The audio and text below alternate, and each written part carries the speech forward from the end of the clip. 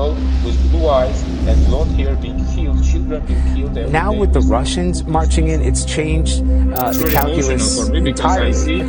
Tens of thousands of people try to calculus entirely. Tens of thousands of people expect bombs. But this, like Iraq or Afghanistan, that has seen conflict raging for decades. This is a relatively civilized, relatively European